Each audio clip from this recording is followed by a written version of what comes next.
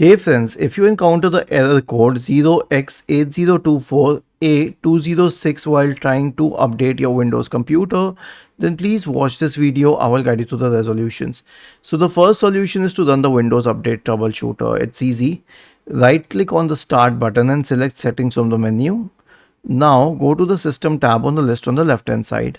In the right pane, select Troubleshoot and then select Other Troubleshooters. Click on Run corresponding to the Windows Update Troubleshooter. The next solution is to reset Windows Update components, not all of them, but a few of them.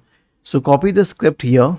I will share it with you in the description section of the video, or you can simply go to this Microsoft Answers forum and then you can search for command prompt in the Windows search bar and click on Run as Administrator and then paste this script here.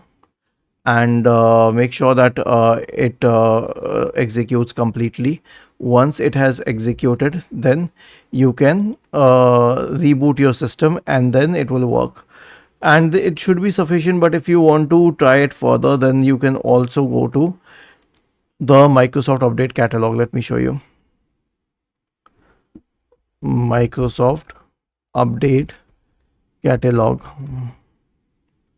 And then go to this one, catalog.update.microsoft.com. Type the latest month in the MMYY format. So I'll show you. The latest month right now is May. So we will pick April and then 2024 and hit enter. It will display all of the latest cumulative updates.